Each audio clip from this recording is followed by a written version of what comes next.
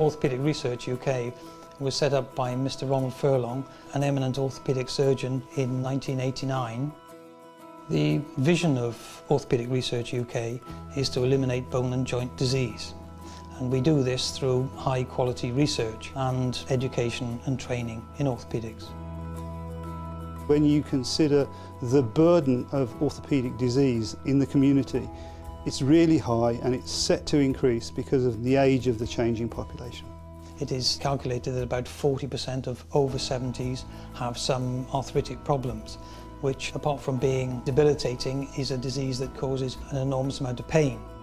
Orthopaedic Research UK fund research where there is a gap in traditional funding by large government bodies such as the EPSRC and the BBSRC. Funding for orthopaedics is always a problem. Governments are cutting their spend, the actual research doesn't get any cheaper.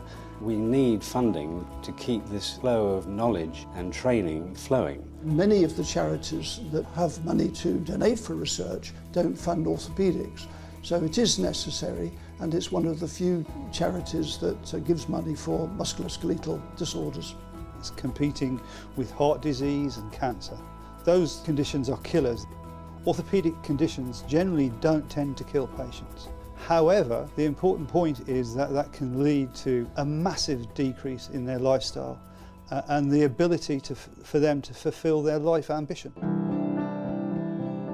In 1985, I was enjoying the freedom afforded me as a 16-year-old on a motorcycle. Was on my way home late at night and got involved in a car accident. Along with having to have prosthetic limbs, I had the prospect of the damage to my hip having caused osteoarthritis, and eventually knowing that I would have to have my left hip and eventually my right hip replaced.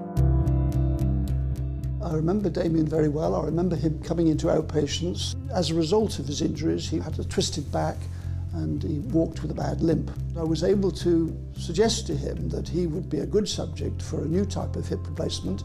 We had a new ceramic bearing which promised to have better longevity than the traditional metal. One that had been developed as a result of research, which allowed the hip to be put into his body such that his body grew into the hip joint and became a biological bond. I spoke with the surgeon afterwards and I said, so how long before I'm having this all done again? I was really pleased to be told that I shouldn't need to have it replaced, that the likelihood would be that it would last me the rest of my life. That was a real weight off my shoulders. The research that goes on in some of our laboratories here is associated with the London Implant Retrieval Centre. We have a programme of research where we retrieve metal-on-metal prostheses which have been removed because they have been revised. And we investigate those to see why they have failed. This research is very important because it informs the surgeon, the patient, and the development about how not to do it in the future. I was born with a dislocated hip, which wasn't discovered until I was almost 2 years of age. I had my third hip replacement in December 2012, and it's absolutely transformed my life. I don't get any pain now. I'm able to go on the treadmill. I can walk for a lot longer. I think if the old hip had stayed in, I would have got progressively worse mobility-wise, and over time, I just don't know what would have happened.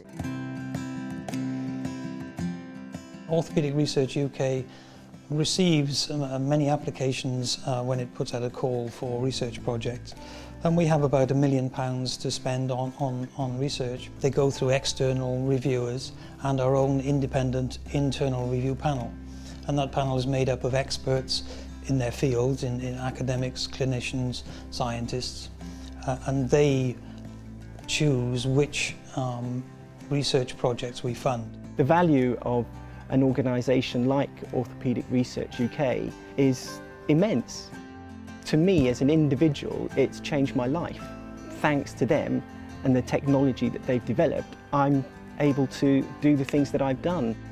I'm quite proud to say that I've done a lot of things that able-bodied people find amazing.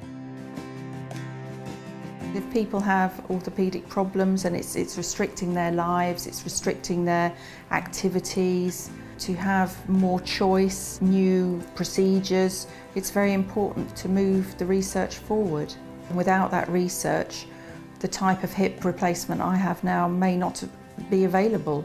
There is no doubt in my mind that research is such a valuable commodity in regard to orthopaedics, and as such we need to really get to the basis of what is causing these problems.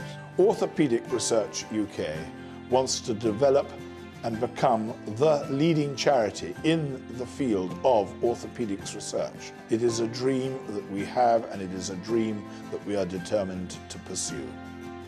Funding research in orthopaedics is very important. It's a problem that is growing in the NHS. In order to have a pain-free, mobile, older population, we need to make these advances. We haven't scratched the surface yet of what we need to do.